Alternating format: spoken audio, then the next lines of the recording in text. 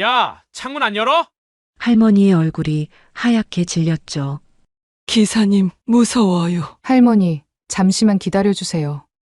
수진의 목소리가 변했습니다. 마지막으로 말씀드립니다. 지금 비켜주시면 없던 일로 하겠습니다. 수진의 경고에 동혁이 발끈했어요. 뭐? 아줌마 지금 날 협박해? 그가 차보닛을 쾅 하고 내리쳤습니다. 할머니가 깜짝 놀라 몸을 움츠렸죠. 아이고, 심장이야. 할머니가 가슴을 움켜쥐었어요. 그 순간 수진은 더 이상 참을 수 없었어요. 수진이 차에서 내린 순간 조폭들은 흠칫 놀랐습니다. 할머니의 건강 상태가 좋지 않습니다. 병원에 모셔야 해요. 수진의 목소리는 단호했습니다. 동혁이 코웃음을 쳤어요. 그래서 우리가 비켜줄 것 같아? 강민호가 앞으로 나섰죠. 야, 아줌마! 정신 안 차려? 여기가 어디지 알아? 수진은 주변을 둘러봤습니다. 알아요. 그래서 더 빨리 끝내야겠네요. 위급한 할머니의 상태, 조폭들에게 둘러싸인 대리기사 수진. 이 상황을 어떻게 헤쳐나갈지 끝까지 지켜봐 주세요. 밤 11시 강남구 논현동의 불빛들이 번쩍거렸습니다. 수진은 운전대를 잡고 깊은 숨을 내쉬었어요. 대리운전 앱에서 알림음이 울렸죠. 오늘도 긴 밤이 시작되는 순간이었습니다. 네, 고객님. 10분 안에 도착하겠습니다. 전화를 끊고 나니 가슴이 묵직해졌어요. 벌써 8시간째 운전대를 잡고 있었거든요. 하지만 멈출 수 없었습니다. 미국에서 공부하는 아들 민준이를 생각하면 피곤함 따위는 사치였죠. 조금만 더 버티자. 민준이가 졸업할 때까지만. 수지는 스스로에게 말했습니다. 매달 500만 원이 넘는 유학비, 그 돈을 마련하려면 하루 15시간은 일해야 했어요. 논현동의 화려한 음식점 앞에 도착했을 때 좁은 주차 공간이 눈에 들어왔습니다. 수지는 조심스럽게 차를 세웠어요. 그런데 갑자기 굉음과 함께 검은색 BMW가 나타났죠. 기익. 급정거 소리가 귓전을 찢었습니다. 야, 뭐 하는 거야? BMW에서 젊은 남자가 내렸어요. 명품 정장에 반짝이는 시계. 한눈에 봐도 돈 많은 집 아들이었죠. 수지는 그가 최동혁이라는 것을 아직 몰랐습니다. 죄송합니다. 제가 먼저 왔는데요. 수진이 차분하게 말했지만 동혁의 얼굴이 붉어졌어요. 아줌마가 뭔데 우리 자리에 대냐고? 순간 수진의 가슴이 철렁 내려앉았습니다. 아줌마라는 단어가 가시처럼 박혔죠. 하지만 참았어요. 언제나 그랬듯이 네, 제가 비켜드릴게요. 수진이 물러서려는 순간 BMW에서 또 다른 남자 넷이 내렸습니다. 모두 비슷한 나이, 비슷한 차림새였어요. 그들의 눈빛이 불쾌하게 번들거렸죠. 동혁아, 뭐야? 이 아줌마가 시비 걸어? 그냥 놔둬. 우리가 차 대면 되지. 그들은 수진을 투명인간 취급했습니다. 마치 거기 없는 사람처럼. 수진의 손이 살짝 떨렸어요. 그 순간 아주 오래전 기억이 스쳤죠. 15년 전 707 부대에서의 훈련. 감정을 다스려라. 분노는 적이다. 교관의 목소리가 귓가에 울렸습니다. 수진은 주먹을 꽉 쥐었다가 천천히 폈어요. 고객님을 모셔왔습니다. 실례했어요. 수진은 고개를 숙이고 물러났습니다. 동혁이 비웃는 소리가 들렸죠. 저것 봐. 역시 아줌마들은 겁이 많아. 수진의 등 뒤에서 웃음소리가 터졌어요. 가슴속에서 뭔가가 부글부글 끓어올랐지만 꾹 눌렀습니다. 음식점에서 나온 손님은 68세의 김영희 할머니였어요. 작고 여린 몸에 고운 한복을 입은 모습이었죠. 기사님, 마포구 상암동까지 부탁해요. 네, 할머니, 안전하게 모셔다 드릴게요. 할머니가 차에 타자 수지는 천천히 출발했습니다. 백미러로 동혁 일행이 보였어요. 그들은 여전히 웃고 있었죠. 그런데 동혁이 동료들에게 뭔가를 말하는 게 보였습니다. 입모양이 선명했어요. 저 여자 좀 골려줘야겠다. 수진의 심장이 쿵 하고 뛰었습니다. 불안한 예감이 스쳤죠. 기사님, 이렇게 늦은 시간까지 일하시니 힘드시겠어요. 할머니의 따뜻한 목소리에 수진이 미소 지었어요. 괜찮아요. 할머니, 일할 수 있다는 게 감사하죠. 자녀분들은 있으세요? 아들이 하나 있어요. 미국에서 공부하고 있죠. 어머, 훌륭하시네요. 어머니가 이렇게 고생하시는 걸 아나요? 수진의 가슴이 따뜻해졌습니다. 하지만 동시에 아팠어요. 몰라요. 그냥 회사 다닌다고 했거든요. 왜요? 창피하잖아요. 엄마가 대리운전 한다는 게. 할머니가 수진의 어깨를 토닥였어요. 창피한 게 아니에요. 자식을 위해서 일하는 건 자랑스러운 거죠. 수진의 눈가가 촉촉해졌습니다. 그때였어요. 부웅. 굉음과 함께 검은색 BMW 2대가 옆을 스쳐 지나갔습니다. 아까 그 동역 일행이었죠. 수진의 몸이 경직됐어요. 어머, 무서워라. 왜 저렇게 운전하지? 할머니가 놀란 목소리로 말했습니다. 수진은 백미러를 확인했어요. BMW들이 앞에서 속도를 줄이고 있었죠. 뭔가 시작되는 느낌이었습니다.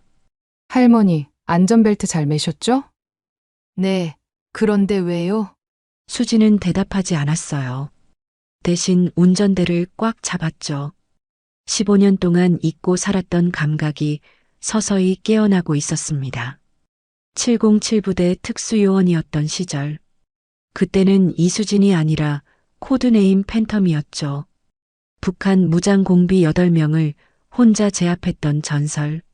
하지만 그건 과거였어요. 지금의 수진은 그저 평범한 대리운전 기사일 뿐이었습니다. 아니, 그렇게 믿고 싶었죠. BMW가 갑자기 급정거했습니다. 수진도 급브레이크를 밟았어요. 기익. 악, 할머니가 비명을 질렀습니다. 수진의 가슴이 쿵쿵 뛰었어요. 괜찮으세요, 할머니? 네. 네. 근데 저 사람들이 왜 저러죠? BMW에서 동혁이 내렸습니다. 그의 얼굴에 음흉한 미소가 번졌죠. 천천히 수진의 차로 걸어왔어요. 똑똑똑. 창문을 두드리는 소리. 수진은 창문을 내리지 않았습니다. 야, 아줌마.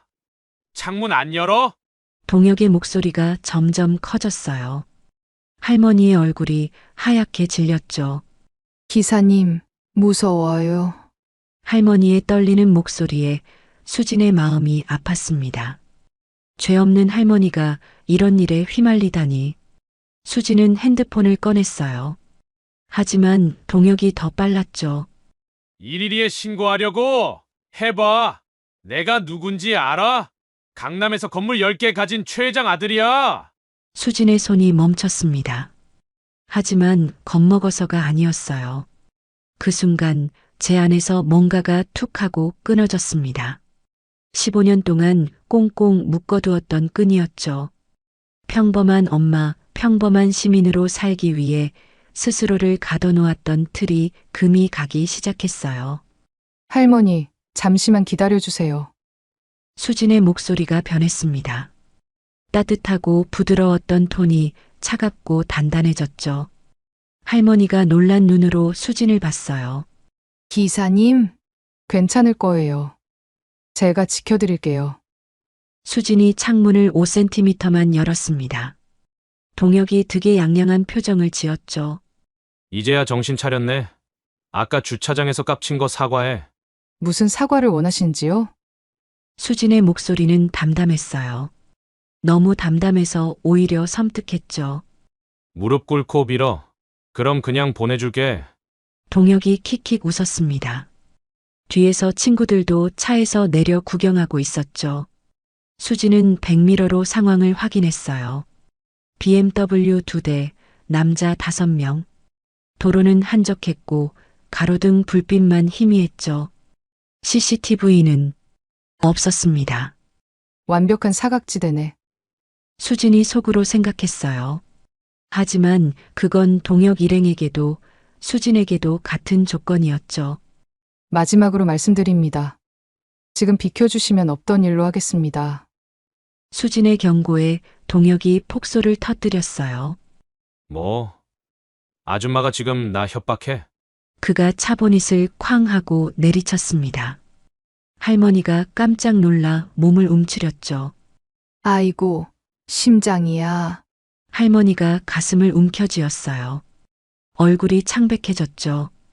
그 순간 수진의 눈빛이 완전히 바뀌었습니다.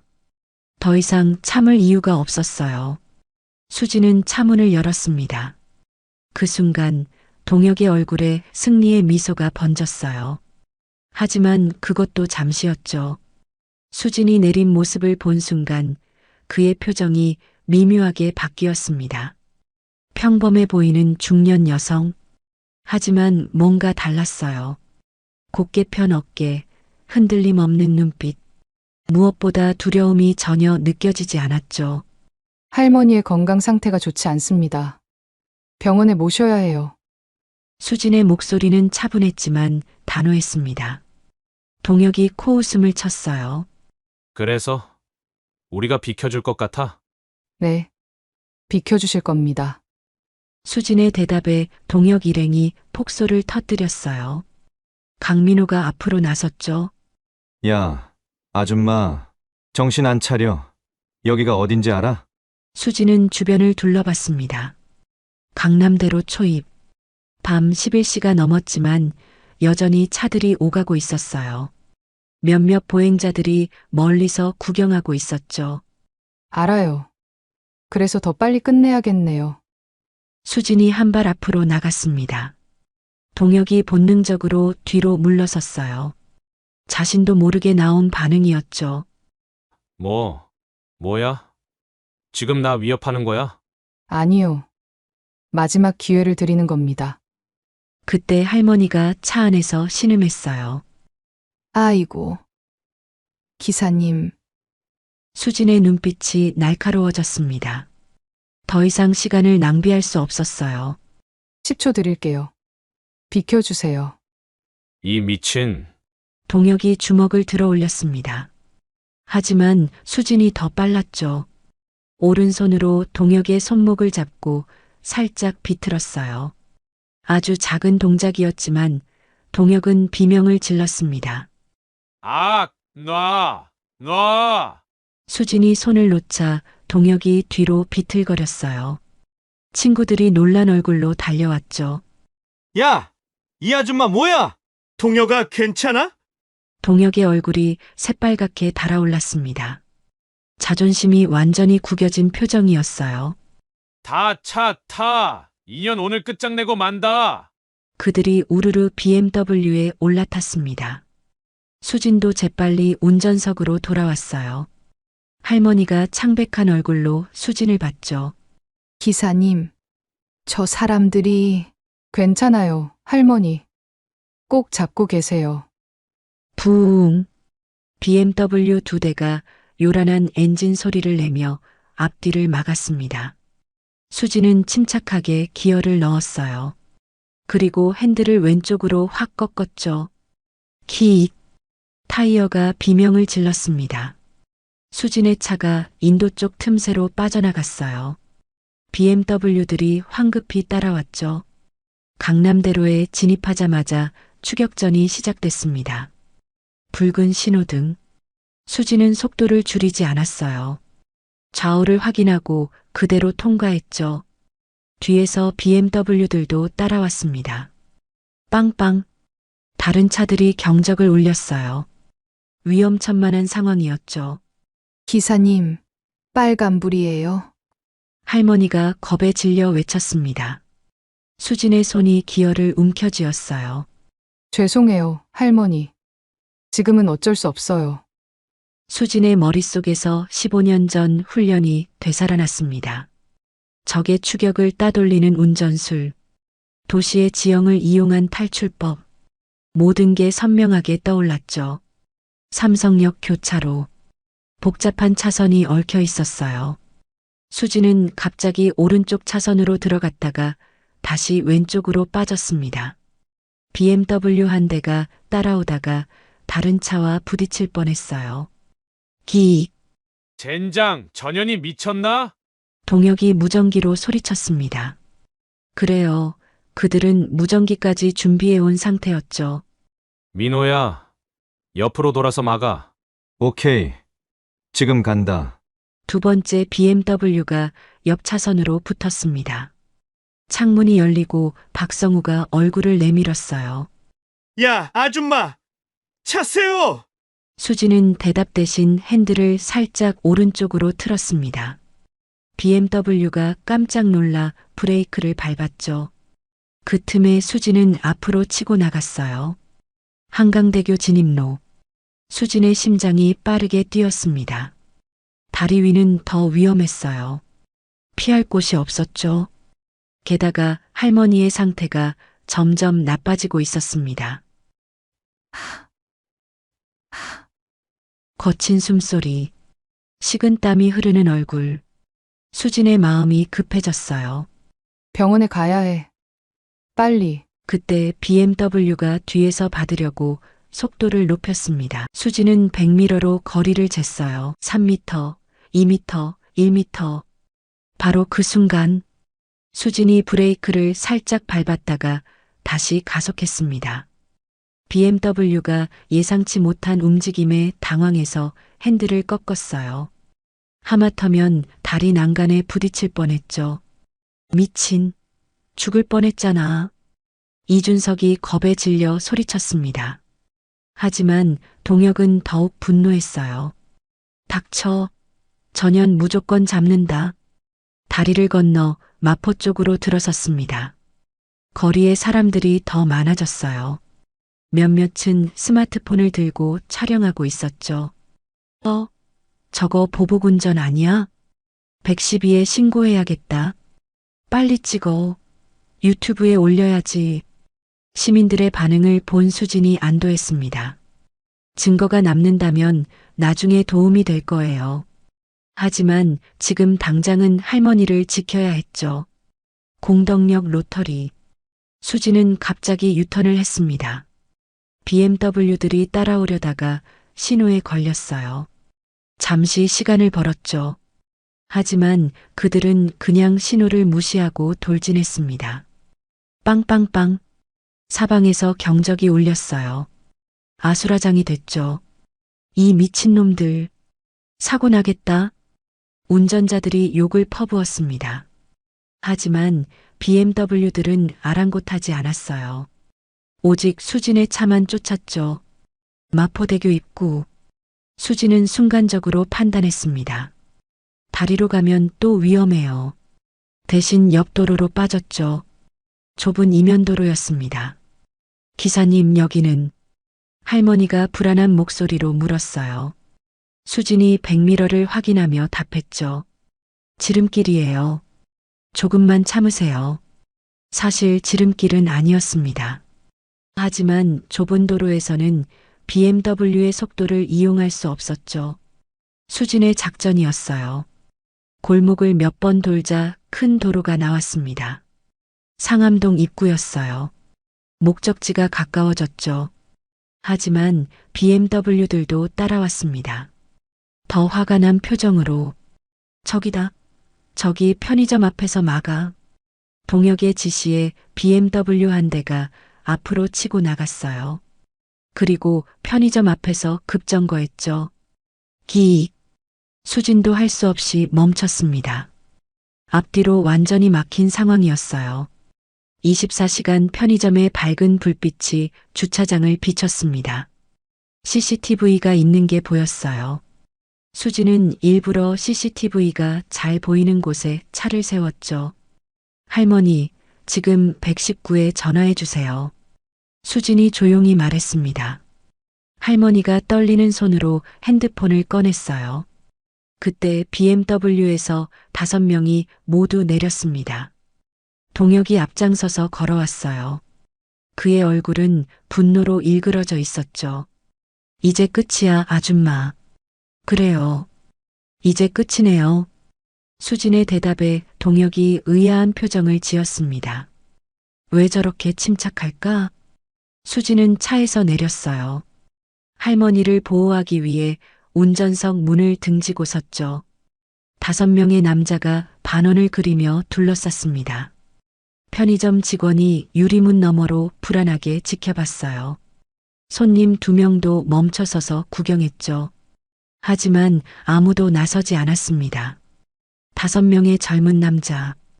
그것도 덩치 큰 남자들이었으니까요. 이제 무릎 꿇어. 그리고 빌어. 동혁이 턱을 치켜들며 말했습니다. 친구들이 킥킥 웃었어요. 수지는 고개를 살짝 기울였습니다. 그리고 아주 차분하게 물었죠. 왜요? 왜 제가 무릎을 꿇어야 하죠? 동혁의 얼굴이 터질 것처럼 빨개졌어요. 인연이 진짜. 그가 주먹을 들어 올렸습니다. 바로 그때 차 안에서 할머니의 신음소리가 들렸어요. 가슴이. 수진의 눈빛이 번쩍였습니다. 더 이상은 안 됐어요. 할머니가 위험했죠. 그 순간 수진의 몸에서 15년 동안 숨겨둔 야수가 깨어났습니다. 편의점의 형광등 불빛이 주차장을 하얗게 비쳤습니다. 수진은 5명의 남자들을 차례로 훑어봤어요. 동혁, 강민호, 박성우, 이준석, 김태연. 모두 20대 후반의 젊은이들이었죠. 명품 옷과 시계로 온몸을 감싼 모습이 한눈에 들어왔습니다. 돈으로 살 수 있는 모든 것을 가진 사람들. 하지만 돈으로 살 수 없는 것은 모르는 사람들이었어요. 야, 민호야. 저 할머니도 끌어내. 동혁이 턱짓으로 차 안을 가리켰습니다. 수진의 몸이 순간 경직됐어요. 할머니는 상관없는 분입니다. 상관없어? 네가 태우고 있으면 상관 있는 거지. 민호가 차 문에 손을 대려 했습니다. 수진이 재빨리 그 앞을 막았어요. 건드리지 마세요. 수진의 목소리가 낮게 깔렸습니다. 그 순간 5명 모두가 움찔했어요. 평범한 중년 여성의 목소리가 아니었죠. 마치 칼날 같았습니다. 오호, 아줌마 좀 세네. 성우가 비웃으며 앞으로 나섰어요. 그의 손에 스마트폰이 들려 있었죠. 동영상을 찍고 있는 것 같았습니다. 우리가 누군지나 알아? 동혁이 아버지가 강남 부동산 왕 최 회장이야. 이 동네 건물 절반이 우리 거라고. 그래서요? 수진의 담담한 반응에 성우가 당황했어요. 그래서? 야, 너 진짜 정신 안 차렸구나. 준석이 주머니에서 자동차 키를 꺼내 흔들었습니다. BMW 로고가 번쩍였죠. 이 차 한 대가 너 같은 아줌마 1년치 월급이야. 알아? 몰라도 되는 정보네요. 수진의 차가운 대답에 준석의 얼굴이 붉어졌어요. 태연이 담배를 꺼내 물었습니다. 연기를 수진의 얼굴에 일부러 뿜었죠. 아줌마, 남편은 뭐 하는 사람이야? 설마 이혼녀? 아니면 과부? 수진의 주먹이 꽉 쥐어졌습니다. 10년 전 교통사고로 세상을 떠난 남편. 그 상처를 건드리는 말이었어요. 하지만 수진은 반응하지 않았습니다. 감정은 적이에요. 특히 이런 상황에서는. 5분 들였는데 아직도 안 비키네. 동혁이 손목 시계를 보며 말했어요. 100만 원이 넘는 롤렉스였죠. 경찰에 신고했어? 해봐. 우리 아버지 골프 친구가 강남경찰서장이야. 거짓말이었을 수도 있어요. 하지만 수지는 그게 중요하지 않았죠. 어차피 경찰이 오기 전에 할머니를 병원에 데려가야 했으니까요. 쿵. 동혁이 갑자기 차보닛을 주먹으로 내리쳤습니다. 움푹 들어갔어요. 이제 시작이야. 쿵, 쿵. 민호와 성우도 차를 때리기 시작했습니다. 보닛이 여기저기 찌그러졌죠. 그만. 수진이 소리쳤지만 소용없었어요. 준석이 사이드 미러를 잡아당겼습니다. 우지끈. 플라스틱이 깨지는 소리가 났어요. 태연은 뒤 범퍼를 발로 걷어찼죠. 이 차 보험 들었어? 자차는? 동혁이 조롱하듯 물었습니다. 아, 맞다. 대리운전 기사들은 보험료도 아깝다며 그들이 깔깔거리며 웃었어요. 수진의 가슴 속에서 분노가 부글부글 끓어올랐습니다. 이 차는 남편이 마지막으로 남긴 것이었어요. 10년 동안 소중히 관리해온 추억이었죠. 하지만 지금은 그것보다 중요한 게 있었습니다. 차 안에서 할머니의 신음이 들렸어요. 수진이 뒤를 돌아봤죠. 할머니의 얼굴이 파랗게 질려 있었습니다. 할머니, 괜찮으세요? 가슴이, 숨이. 할머니가 가슴을 움켜쥐었어요. 식은땀이 비 오듯 흘렀죠. 심장마비 증상이었습니다. 수진의 머릿속이 하얗게 변했어요. 지금 당장 병원에 가지 않으면 위험했죠. 비켜. 할머니를 병원에 모셔야 해요. 수진이 다급하게 외쳤습니다. 하지만 동혁은 오히려 즐거운 표정을 지었어요. 병원? 그럼 무릎 꿇어. 지금 당장. 미쳤어요? 아니면 할머니도 같이 꿇든가. 둘 다 무릎 꿇고 죄송합니다. 저희가 잘못했습니다. 10번 외쳐. 동혁이 스마트폰을 꺼냈어요. 동영상을 찍을 준비를 했죠. 빨리. 안 그러면 할머니 죽을지도 몰라. 수진의 눈가가 붉어졌습니다. 분노인지 슬픔인지 구분할 수 없는 감정이 밀려왔어요. 편의점 안에 직원이 전화기를 들었다가 내려놨습니다. 무서웠던 거예요. 밖에 남자들이. 손님 2명도 슬금슬금 뒷문으로 빠져나갔죠. 아무도 도와주지 않았습니다. 세상은 언제나 그랬어요. 약자는 혼자 싸워야 했죠. 10초 줄게. 19, 8. 동혁이 카운트를 시작했습니다. 친구들이 킥킥거렸어요. 수지는 할머니를 봤습니다. 숨소리가 점점 약해지고 있었어요. 더 이상 기다릴 수 없었죠. 7, 6, 5. 수진이 천천히 숨을 들이쉬었습니다. 깊게, 아주 깊게. 15년 전 훈련이 떠올랐어요. 압도적인 수정 열세에서 싸우는 법. 먼저 리더를 제압하라. 가장 빠르고 정확하게. 4, 3, 2. 수진의 오른발이 살짝 뒤로 물러났습니다. 무게 중심을 낮췄죠. 겉으로는 항복하는 자세처럼 보였어요. 동혁이 만족스러운 미소를 지었습니다. 그래, 이제야 정신 차리. 수진이 움직였습니다. 번개처럼 빨랐어요. 오른손이 동혁의 손목을 잡았습니다. 엄지손가락으로 압박점을 정확히 눌렀죠. 동혁의 손에서 힘이 빠지며 스마트폰이 떨어졌어요. 동시에 왼손으로 동혁의 목 옆을 쳤습니다. 경동맥 압박. 1초도 안 되는 시간이었죠. 툭. 동혁이 앞으로 고꾸라졌어요. 기절한 겁니다. 뭐야? 민호가 놀라서 주먹을 휘둘렀습니다. 하지만 수지는 이미 예상하고 있었어요. 몸을 낮추며 피하고 민호의 명치를 정확히 가격했죠. 컥! 민호가 두 손으로 배를 움켜쥐고 쓰러졌습니다. 성우가 뒤에서 달려들었어요. 수지는 뒤도 보지 않고 팔꿈치를 뒤로 찔렀죠. 퍽! 성우의 코를 정확히 맞췄습니다. 코피가 터졌어요. 으악! 내 코! 준석과 태연이 동시에 덤벼들었습니다. 수지는 오른발로 준석의 무릎 뒤를 걷어찼어요. 준석이 균형을 잃고 앞으로 넘어졌죠. 그 순간 태연의 목을 잡고 가볍게 비틀었습니다. 특수한 기술이었어요. 상대를 다치게 하지 않고 기절시키는 방법. 707 부대에서 배운 비살상 제압술이었죠. 5초? 단 5초 만에 5명이 모두 바닥에 쓰러졌습니다.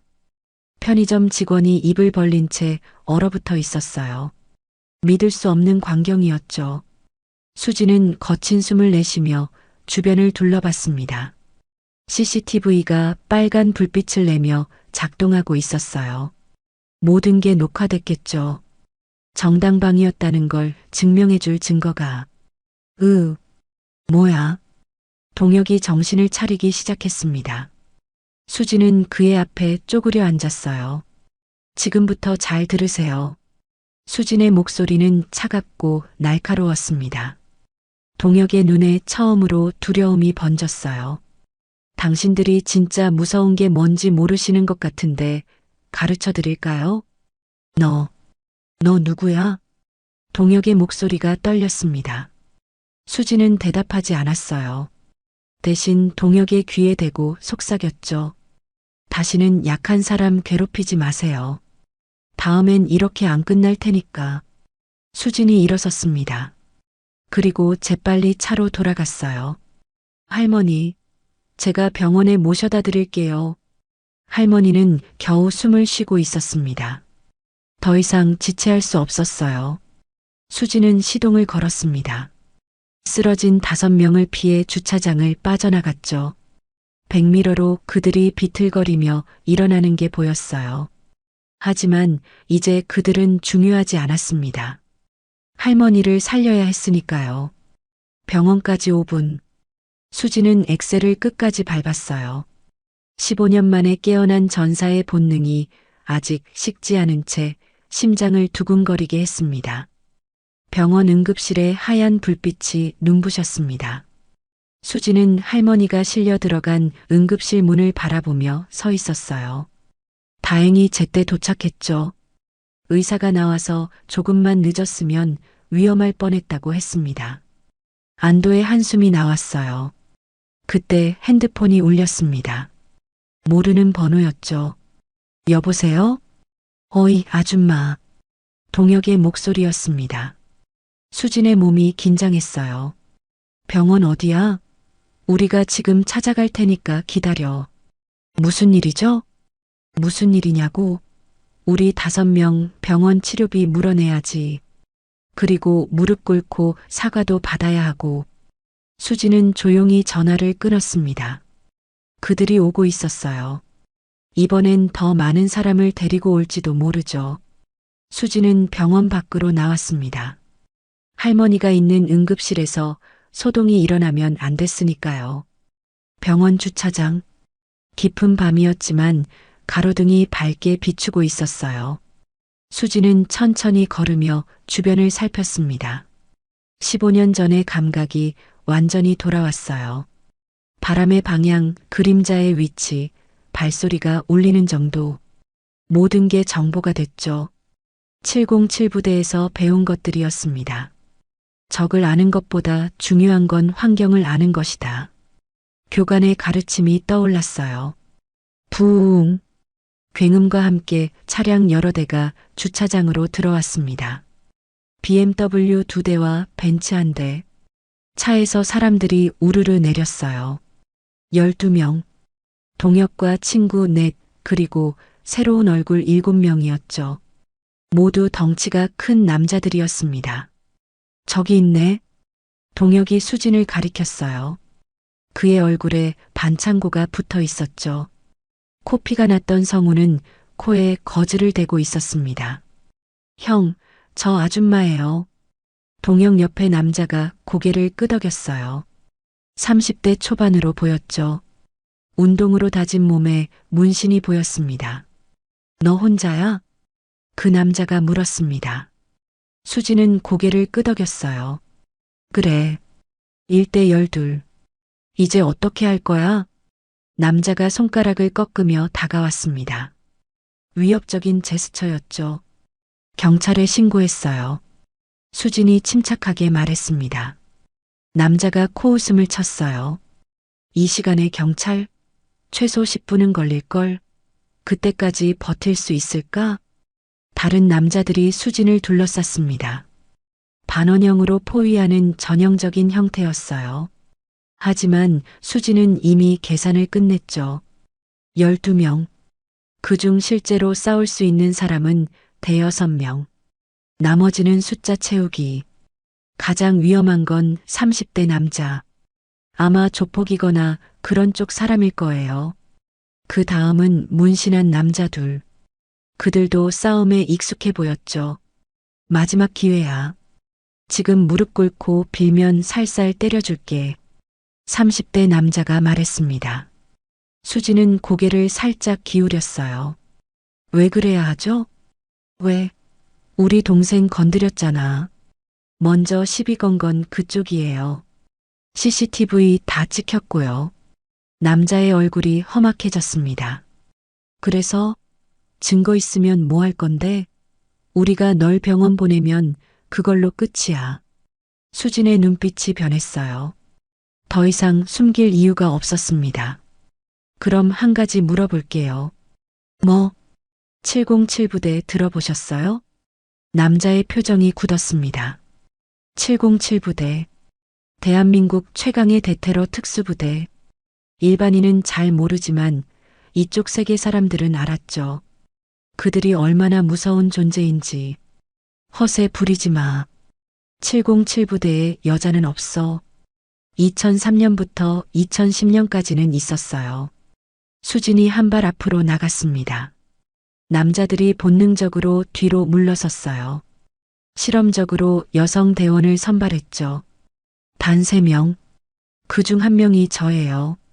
거짓말 같았지만 수진의 눈빛은 진실을 말하고 있었습니다. 코드네임 팬텀. 2008년 북한 무장공비 침투 사건 때 혼자서 8명을 제압한 사람. 30대 남자의 얼굴이 창백해졌어요. 그 사건을 아는 사람이었던 거죠. 그게 네가? 맞아요. 그리고 지금도 그때의 기술을 다 기억하고 있죠. 수진이 또 한 발 다가섰습니다. 이번엔 남자들이 2발 물러섰어요. 거짓말이야. 증거 있어? 동혁이 소리쳤습니다. 수진은 주머니에서 뭔가를 꺼냈어요. 낡은 군번줄이었죠. 거기엔 특수한 마크가 새겨져 있었습니다. 707부대의 상징. 그리고 팬텀이라는 글자. 이게 증거예요. 남자들이 술렁거렸습니다. 진짜였어요. 눈앞에 평범해 보이는 중년 여성이 전설의 특수부대원이었던 겁니다. 그래도 지금은 은퇴했잖아. 동혁이 억지로 용기를 내며 말했어요. 15년이나 지났다고. 이제 그냥 아줌마잖아. 수진이 희미하게 웃었습니다. 그렇게 생각하시면 돼요. 한번 확인해 보시죠. 순간 공기가 바뀌었어요. 수진의 몸에서 뿜어져 나오는 기운이 달라졌죠.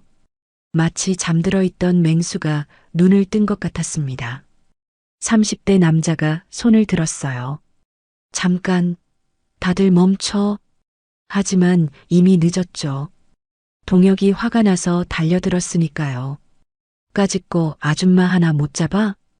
동혁이 주먹을 휘둘렀습니다. 수지는 그 주먹을 손바닥으로 받아냈어요. 그리고 손목을 살짝 비틀었죠. 찰칵. 관절이 빠지는 소리였습니다. 아! 동혁이 비명을 지르며 무릎을 꿇었어요. 다른 남자들이 순간 얼어붙었습니다. 너무 빨랐어요. 무슨 일이 일어났는지도 모를 정도였죠. 다음은 누구? 수진이 조용히 물었습니다. 아무도 대답하지 않았어요. 아무도 움직이지 않았죠. 그때였습니다. 삐뽀삐뽀. 경찰차 사이렌 소리가 들렸어요. 멀리서 빨간 불빛이 다가오고 있었죠. 경찰이다. 다들 튀어. 30대 남자가 소리쳤습니다. 남자들이 허둥지둥 차에 올라탔어요. 동혁도 친구들 부축을 받으며 겨우 일어났죠. 이거 그냥 안 넘어가. 동혁이 수진을 노려보며 소리쳤어요. 우리 아버지한테 다 일러 바칠 거야. 너 끝장이야. 차들이 급하게 빠져나갔습니다. 수진은 그들이 사라질 때까지 지켜봤어요. 경찰차 3대가 주차장으로 들어왔습니다. 차에서 경찰관들이 내렸죠. 그중 한 명이 수진을 보고 멈춰 섰어요. 수진아? 익숙한 목소리였습니다. 수진이 고개를 들었어요. 마포경찰서 박재영 경위. 15년 전 707부대 동기였죠. 재현아. 수진의 목소리가 떨렸습니다. 15년 만에 재회였어요. 정말 너야? 이수진? 재현이 믿을 수 없다는 표정으로 다가왔습니다. 어떻게, 여기서 뭐 하고 있어? 긴 얘기야. 수진이 쓴웃음을 지었어요. 일단 할머니부터 확인하고 올게. 응급실에 계시거든. 무슨 일이야? 신고받고 왔는데. 나중에 설명할게. 근데 재현아. 응? 날 못 본 척 해줄 수 있어? 재현이 의아한 표정을 지었습니다. 왜? 그냥 조용히 살고 싶어서. 수진의 눈에 피로가 가득했어요. 15년 동안 숨겨온 비밀이 오늘 밤 모두 드러났죠. 이제 평범한 삶으로 돌아갈 수 있을까요? 재현이 고개를 끄덕였습니다. 알았어. 일단 정식 조사는 내일 하자. 오늘은 가. 고마워. 수진이 병원으로 돌아갔어요. 응급실 문 앞에 서서 깊은 한숨을 내쉬었습니다. 전설은 다시 잠들어야 했어요. 하지만 한번 깨어난 야수를 다시 잠재울 수 있을까요? 다음 날 아침 마포경찰서. 수지는 조사실에 앉아 있었어요. 맞은편에는 재현이 있었죠. 15년 만에 다시 만난 동기였지만 지금은 경찰과 참고인의 관계였습니다. 편의점 CCTV 확인했어. 재현이 노트북 화면을 돌렸어요. 선명한 화질로 어젯밤 상황이 재생되고 있었죠. 완벽한 정당방위야. 그들이 먼저 차를 파손하고 위협했어. 수지는 고개를 끄덕였습니다. 하지만 표정은 어두웠어요. 그런데 수진아, 정말 대리운전 기사로 일하고 있었어? 응. 벌써 5년째야. 재현의 눈에 안타까움이 스쳤습니다. 707부대 최고의 요원이었던 내가. 왜? 수진이 쓴웃음을 지었어요. 먹고 살아야 하잖아. 민준이 유학비도 보내야 하고. 남편은 10년 전에 교통사고로. 재현이 입을 다물었습니다. 몰랐던 거예요. 수진이 혼자서 아이를 키우고 있다는 걸. 그때 문이 벌컥 열렸어요. 다른 경찰관이 급하게 들어왔죠. 박경희님, 이거 보셔야 할 것 같은데요. 경찰관이 태블릿을 보여줬습니다. 포털 사이트 실시간 검색어 1위에 대리운전 여전사가 올라와 있었어요. 뭐야 이게? 재현이 놀라서 클릭했습니다. 기사가 떴죠. 강남 부자 5명 vs 대리운전 기사 1명. 충격적인 결과. 707부대 출신 여성. 15년 만에 전설의 부활. 할머니 지킨 진짜 영웅. 그녀의 정체는? 수진의 얼굴이 창백해졌어요. 이게 어떻게? 어젯밤 목격자들이 SNS에 올린 것 같아. 영상도 있고. 재현이 영상을 재생했습니다. 수진이 5초 만에 5명을 제압하는 장면이었죠. 조회수가 이미 100만을 넘고 있었어요. 댓글도 수천 개였습니다. 와, 진짜 영화 같다. 언니 너무 멋있어요. 이런 분이 대리운전을. 우리나라에도 이런 영웅이 있었네.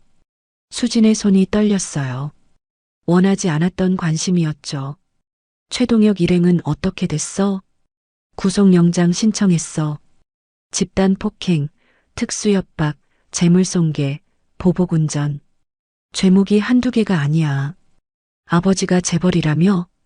재현이 코웃음을 쳤어요. 그래도 소용없어. 증거가 너무 확실해.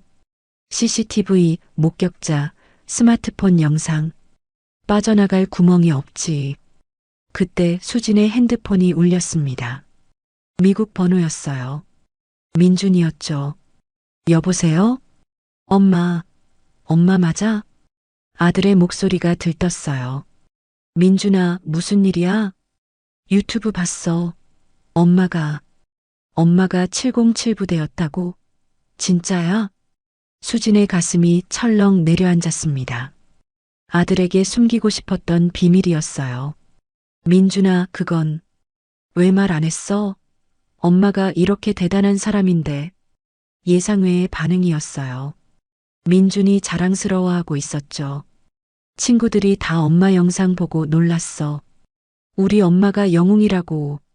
수진의 눈가가 뜨거워졌습니다. 민준아, 엄마는 그냥. 알아. 나 때문에 대리운전 하는 거지? 미안해, 엄마. 그리고 고마워. 민준의 목소리가 떨렸어요. 빨리 졸업해서 돈 많이 벌게. 엄마 더 이상 힘들게 일 안 해도 되도록. 민준아. 사랑해, 엄마. 정말 자랑스러워. 전화가 끊겼습니다. 수지는 참았던 눈물을 흘렸어요. 재현이 휴지를 건넸죠. 아들이 자랑스러워하네. 몰랐어. 이렇게 반응할 줄은. 그때 또 전화가 왔습니다. 이번엔 방송국이었어요. 안녕하세요. MBC 시사 프로그램입니다. 인터뷰 요청드리고 싶은데. 수진이 전화를 끊었어요. 곧이어 다른 방송국들도 전화했죠. SBS, KBS, JTBC 모두 거절했습니다. 출연료 꽤 줄 텐데? 재현이 물었어요. 수진이 고개를 저었죠. 돈이 목적이 아니야. 그냥 조용히 살고 싶어. 하지만 세상은 수진을 조용히 놔두지 않았습니다. 병원에 갔더니 할머니가 기자들에게 둘러싸여 있었어요. 그 기사님이 저를 구해주셨어요. 천사 같은 분이에요. 할머니가 눈물을 흘리며 말했습니다. 심장마비 직전이었는데 목숨 걸고 저를 지켜주셨죠. 기자들이 수진을 발견하고 달려왔어요. 이수진 씨, 한 말씀만. 707 부대 시절 얘기 좀 해주세요. 왜 대리운전을 하게 되셨나요? 수진은 고개를 숙이고 빠르게 걸었습니다. 하지만 기자들은 계속 따라왔어요. 제발 그냥 놔두세요. 전 평범한 시민일 뿐입니다. 평범한 시민이 5초 만에 5명을 제압해요? 그건. 그때 병원 보안 요원들이 나타났어요. 기자들을 막아줬죠. 수지는 겨우 빠져나올 수 있었습니다. 집으로 돌아가는 길, 핸드폰이 쉴 새 없이 울렸어요. 각종 기업에서 보안 책임자 자리를 제안했죠. 경호업체에서는 파격적인 조건을 제시했습니다. 연봉 1억 어떠세요? 차량 제공, 숙소 제공, 모든 혜택 드립니다. 우리 회사 보안팀장 맡아주세요. 하지만 수지는 모두 거절했어요. 대신 대리운전 앱을 켰죠. 여전히 일을 해야 했으니까요. 그런데 이상한 일이 일어났습니다. 손님들이 수진을 알아봤어요. 혹시 그분 아니세요? 뉴스에 나온. 네, 맞아요. 와, 실물로 뵙게 되다니 영광입니다. 그냥 평범한 기사예요. 하지만 손님들은 달랐어요. 팁을 두둑하게 주고 갔죠. 어떤 손님은 10만 원을, 어떤 손님은 5만 원을 더 줬습니다. 이건 너무 많아요. 아니에요. 당신 같은 분이 우리나라의 자랑입니다. 일주일이 지났어요. 최동혁 일행의 재판이 열렸죠. 모두 유죄 판결을 받았습니다. 징역 2년에서 3년. 재벌 아들이라는 지위도 소용없었어요. 언론은 환호했습니다. 정의의 승리, 갑질 문화의 종말, 약자를 지킨 진정한 강자. 수지는 여전히 대리운전을 했어요. 하지만 이제는 달랐죠. 손님들이 존중해줬습니다. 동료 기사들도 선배님이라고 불렀어요. 수진 선배님, 우리의 자존심을 지켜주셔서 감사합니다. 저도 그냥 일한 것뿐이에요. 한 달 후, 수지는 여전히 밤거리를 달리고 있었어요. 운전대를 잡은 손은 거칠었지만 눈빛은 편안했죠. 핸드폰이 울렸습니다. 네, 대리운전입니다. 아, 기사님. 혹시 그 유명한 분 맞으세요? 그냥 평범한 대리기사예요. 어디로 모시면 될까요? 수진이 미소 지었어요. 이제는 숨지 않아도 됐습니다. 707 부대 출신이라는 과거도 대리운전 기사라는 현재도 모두 자신의 일부니까요. 창밖으로 서울의 야경이 흘러갔어요. 불빛들이 반짝이는 도시. 그 속에서 수지는 오늘도 누군가를 안전하게 집으로 데려다 줍니다. 평범하지만 특별한 일상을 살아가면서 때로는 영웅이 되기도 하지만 대부분은 그저 성실한 노동자로서 그것이 이수진의 삶이었어요. 그리고 그것으로 충분했습니다.